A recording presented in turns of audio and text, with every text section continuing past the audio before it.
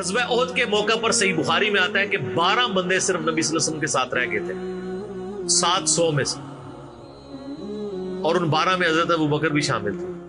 हर मौके पे जहां पे कुर्बानी का मौका आया, पूरी कमिटमेंट के साथ नबी सल्लल्लाहु अलैहि वसल्लम का साथ। हजरत अमर बिन आस कहते हैं, या रसूलुल्लाह सल्लल्लाहु अलैहि वसल्लम, आपको लोगों में सबसे बढ़ के महबूब कौन है? तो फरमाया आयशा। तो मैंने कहा नहीं या रसूलुल्लाह, मैं मर्दों में पूछ रहा हूँ। तो कहा उसका बाप अबू बकर। हाय हाय, अबू बकर तो फिर अबू बकर है ना। हजरत अबू बकर का आप ईमान का लेवल देखें कि वो सर्कमस्टांसेस पे नहीं जाते थे, वो कहते थे अल्लाह के पैगंबर ने फैसला किया, अल्टीमेटली इसी में खैर हो। उनका ईमान इस लेवल का था कि वो अकली दलाइल को बाद में रखते थे। मुर्तदीन ज़कात थे। हजरत उमर जैसे लोग भी कह रहे थे इतने माजों पे आप जंग न खोले। सैयदना अबू बकर ने क्या कहा था? अल्लाह की कसम, को रसूलुल्लाह के जमाने में जानवर देता था और उसके साथ एक रस्सी भी देता था, और अब नहीं देगा ना, मैं उसके खिलाफ भी किताल करूंगा, अकेला मुझे करना पड़े। पूरे सहाबा एक तरफ खड़े थे, अबू बकर एक तरफ खड़े हुए थे। हाय हाय, अबू बकर तो फिर अबू बकर है ना। उनकी जो नबी इस्लाम से कमिटमेंट थी ना, वो उनको हटने नहीं देती थी। लश्कर उसामा के ऊपर बड़े बड़े सहाबा ने इतराज किया। नबी इस्लाम की वफात हुई तो फिर लोगों को आके लोग मशवरे दे रहे हैं हज़रत अबू बकर को कि अब तो आपने डिसीजन करना है, तो उसामा को चेंज कर दे। हाय हाय, उन्होंने कहा मैं उसामा को, जिसको नबी इस्लाम ने अमीर मुकर्रर किया, मैं उसको चेंज करूं? ये हो भी नहीं सकता। ये उनकी कमिटमेंट का लेवल था। मैं आपको ये बताना चाह रहा हूं कि हज़रत अबू बकर किसी मामले में रसूलुल्लाह सल्लल्लाहु अलैहि वसल्लम को क्रॉस नहीं करते थे। मेरी अपनी जिंदगी का निचोड़ है, आप इख्तलाफ भी कर सकते हैं। मैंने इल्मी दलाइल के साथ ये चीज लर्न की है कि खुलफाए राशिदीन में 2 बंदे ऐसे हैं जिन्होंने किसी जगह एक रत्ती बराबर भी रसूलुल्लाह सल्लल्लाहु अलैहि वसल्लम से हटने की कोशिश नहीं की है। एक हजरत अबू बकर और दूसरे हजरत अली। हजरत उमर और उस्मान की जिंदगी में आपको कई वाकयात ऐसे मिलेंगे कि उन्होंने इज्तिहादन कुछ ऐसे काम किए हैं जो बाद में उनको रिवर्स करने पड़े हैं। लेकिन हजरत अबू बकर और हजरत अली जो थे, ये 2 पर्सनैलिटीज ऐसी थी कि इनमें जो सुन्नत को फॉलो करने की कमिटमेंट थी ना, वो ऐसी थी कि वो अपनी अकल को दूसरे नंबर पे रखते थे। इवन सही बुखारी में आता है, जब कुरान जमा करने की बारी आई तो किसने मुखालफत की? हजरत अबू बकर ने। मैं वो काम क्यों करूं जो रसूलुल्लाह ने नहीं किया? फिर सहाबा से डिबेट हुई, अल्टीमेटली हजरत अबू बकर सिद्दीक कायल हुए। उनका पहला जवाब हमेशा होता था ना, नबी ने नहीं किया, नहीं करना। हाय हाय, अबू बकर तो फिर अबू बकर है ना। नबी इस्लाम अगर अपनी जिंदगी में किसी को खलीफा नामजद करते तो हजरत अबू बकर को करके जाते। तो हजरत उमर की एक तबीयत में एक आजिज़ी वाला मामला था, और आप देख लें कि यही आजिज़ी है जो उनको ईमान की तरफ ले आई है। हजरत उमर फारूक रज़ी अल्लाह तआला अन्हु को देखें कि बिलाल हबशी को कह रहे हैं, सही बुखारी में हदीस है कि अबू बकर हमारे सैयद हैं जिन्होंने हमारे सैयद बिलाल को आजाद करवाया।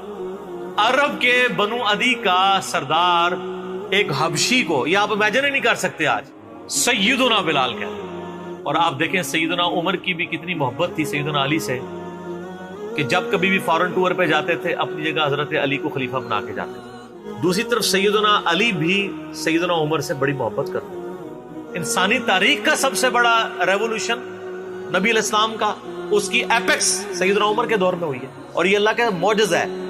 और तीनों जो ज़ुहद के इमाम थे ना, हजरत उमर ने उनको चीफ जस्टिस लगाया था।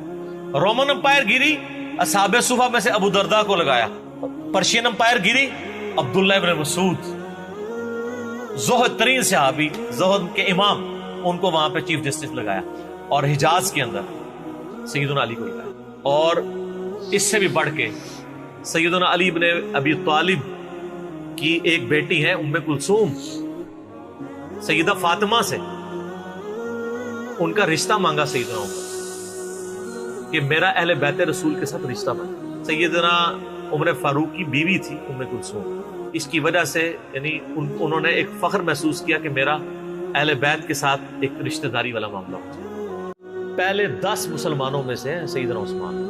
हजरत अबू बकर सिद्दीक के ये बड़े बेस्ट फ्रेंड थे, उनकी दावत से इस्लाम कबूल किया। अशरा मुबशरा 10 जन्नती सहाबा में से 5 ऐसे हैं जो हजरत अबू बकर सिद्दीक की दावत से मुसलमान हुए। उनमें से एक हजरत उस्मान है। ये पहले 10 मुसलमानों में से। फिर आपके लिए फजीलत ये कि नबी इस्लाम की 2 बेटियां आपके अक़द में। ज़ुन्नूरैन का लक़ब इसीलिए मिला, 2 नूरों वाला। नबी इस्लाम की आंखों का नूर। और नबी इस्लाम के दामाद होने का जिक्र सैयदना उस्मान का, ये आपको नाजुल बलागा में मौला अली का खुतबा भी मिल जाएगा, जिसमें हज़रत उस्मान को उन्होंने जो समझाने के लिए आए थे कि भाई तुम्हारी इस तरह शिकायतें गवर्नरों की आ रही हैं, और फिर उसमें उन्होंने कहा कि भाई अबू बकर और उमर کے جو معاملات تھے اس سے زیادہ تمہیں احتیاط کی ضرورت ہے، کیونکہ نبی اسلام کے ساتھ تمہارا دمادی کا رشتہ بھی ہے۔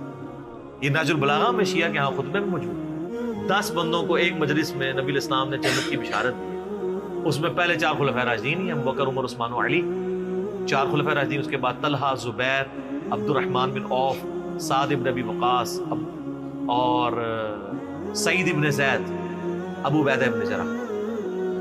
سیدنا عثمان کو تو جنت کی بشارت کئی دفعہ ملی ہوئی ہے۔ پھر سیدنا عثمان نے کہا کہ تمہیں یہ یاد نہیں ہے جیش العسرہ تھا، تنگی والا جہاد یعنی تبوک، تو نبی علیہ السلام نے جب چندے کی اپیل کی تھی تو میں نے 1000 دینار نبی علیہ السلام کی جھولی میں ڈرا کے ڈالے تھے، اور نبی علیہ السلام اپنے مبارک ہاتھوں سے یوں ان کو الٹ پلٹ کرتے تھے اور کہتے تھے عثمان جنتی، آج کے بعد جو مرضی کرے۔ سر یہ 1000 دینار آپ کیا سمجھ رہے ہیں کتنی رقم ہوگی؟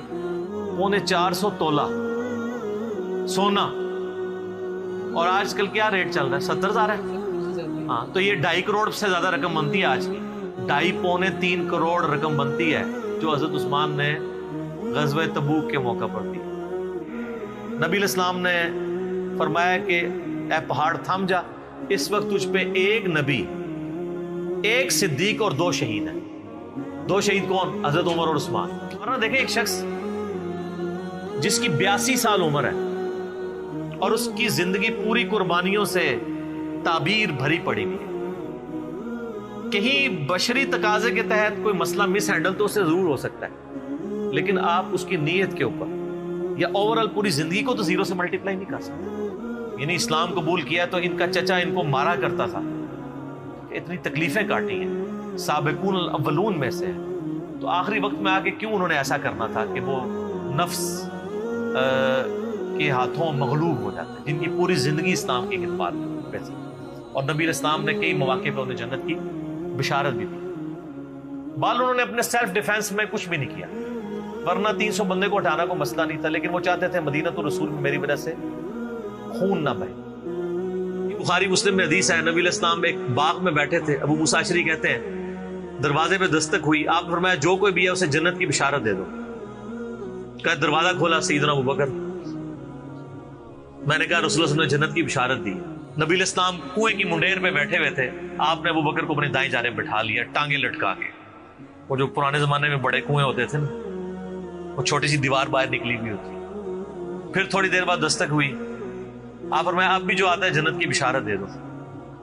دروازہ کھولا، سیدنا عمر، ان کو بشارت دی، انہوں نے بھی پھر اللہ کی حمد اور تکبیر بلند کی۔